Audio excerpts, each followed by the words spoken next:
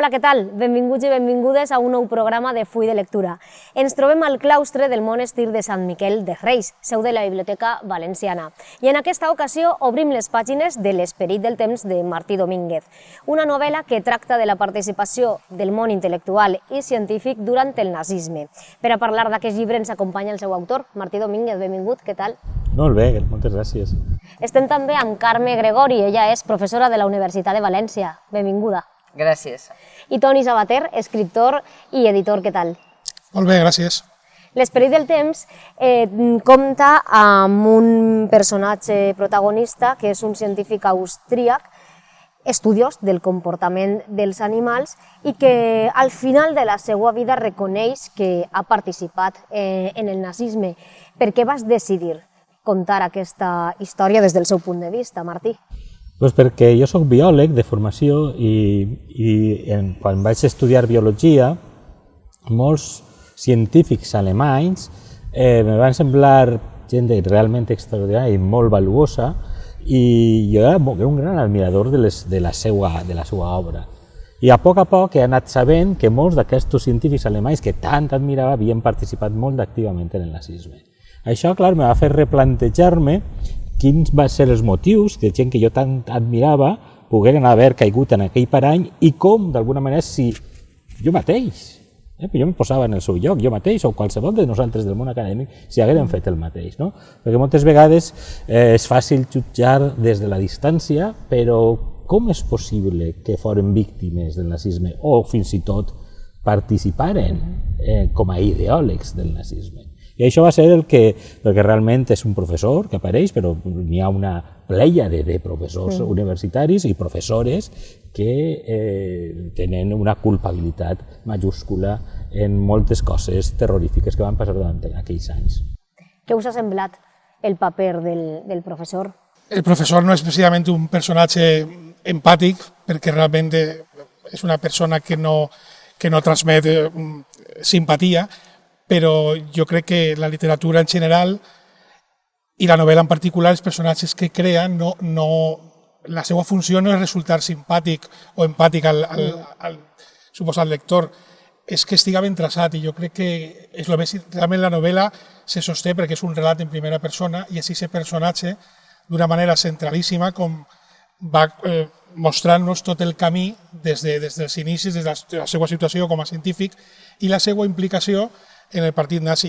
I tu, Carme, has arribat a empatitzar?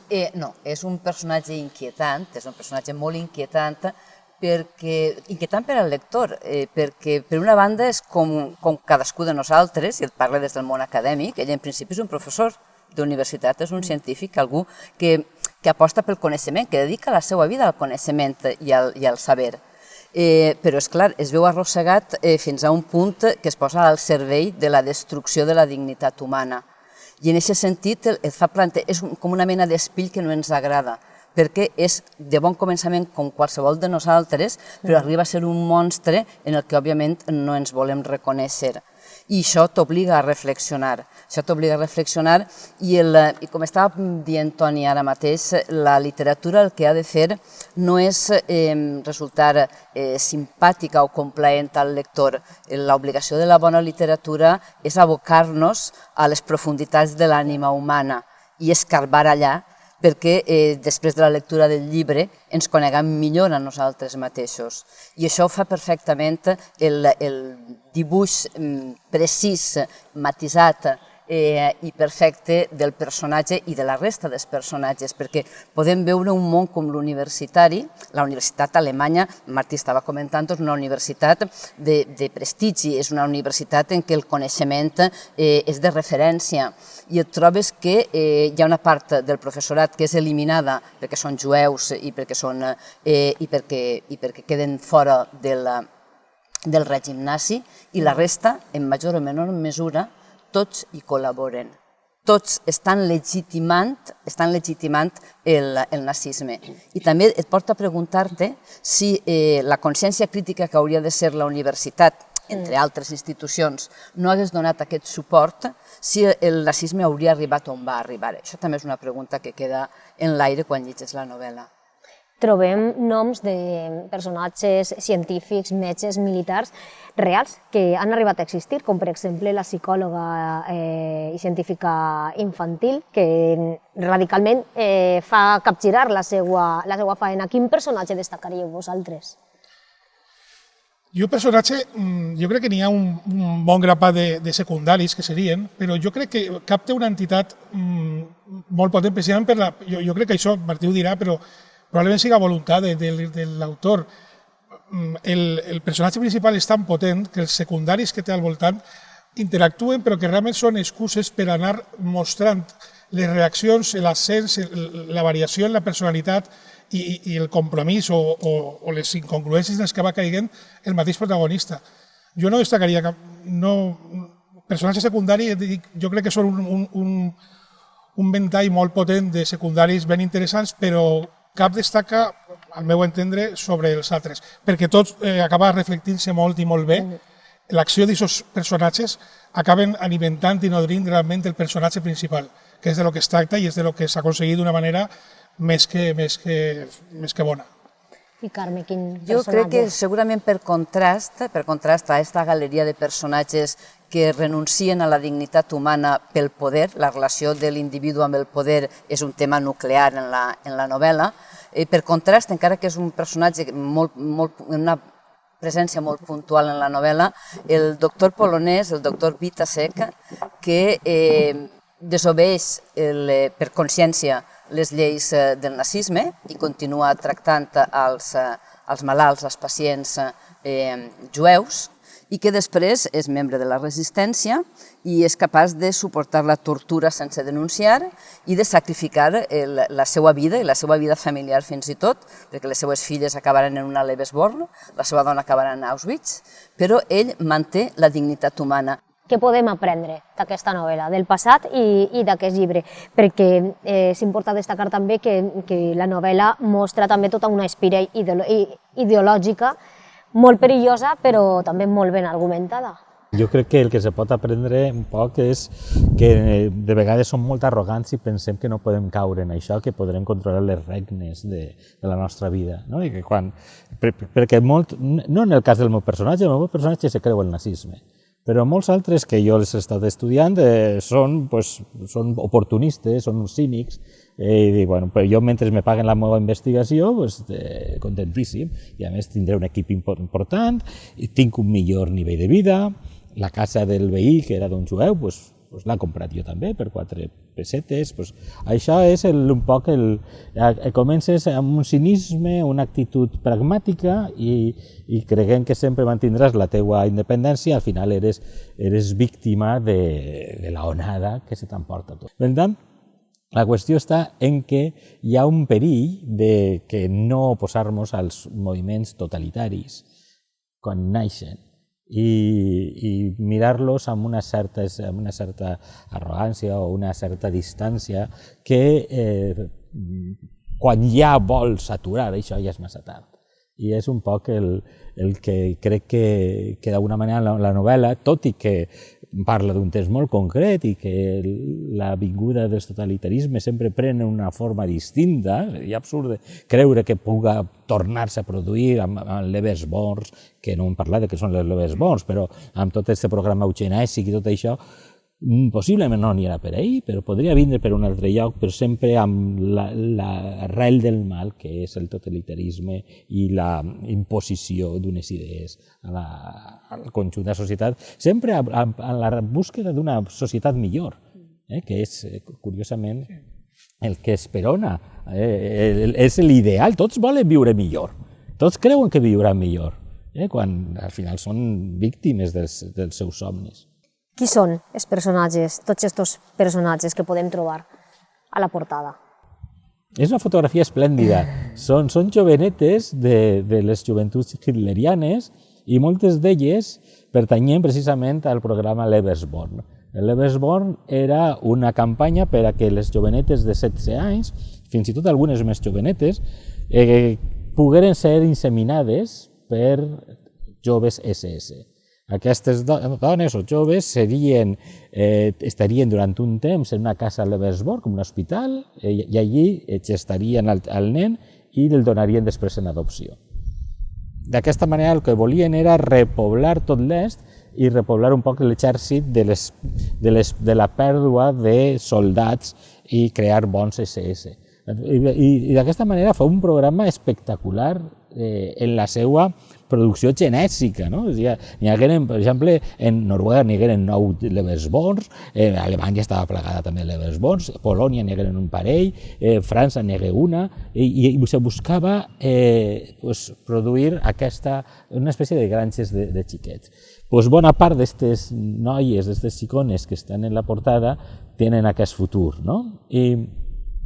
I també en aquestes cases el que se feia eren nens raptats de Polònia o d'Ucrània o del sud de Rússia, portar-los allí i regermanitzar-los. Se'ls eliminava la seva identitat i s'enviaven a les famílies alemanyes per a que foren reeducats.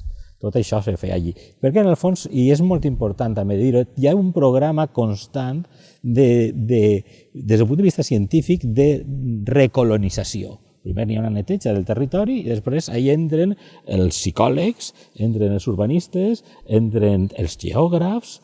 Tota l'acadèmia alemanya entra en aquest procés de recolonització, de readaptació d'un gran territori per a crear un gran país, un país en aquesta identitat dels alemanys. La veritat és que la lectura d'aquesta novel·la suggereix una pregunta i és la de si podria tornar a passar una barbàrie com aquesta.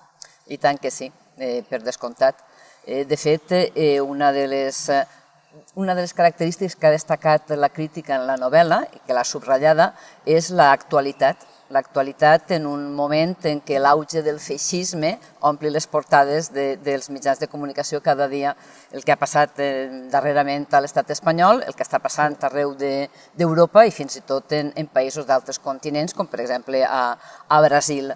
Per tant, és un perill latent, jo espero que no imminent, però sí és un perill latent. I en aquest sentit, la novel·la de Martí és una novel·la recomanable, perquè és una novel·la per a formar l'esperit crític dels lectors, perquè l'única manera que això no torni a passar és que la ciutadania siga més conscient i més crítica. Què en penses, Toni? Bé, jo, encara que siga per optimisme, rebaixaria un poc la identificació en l'actualitat.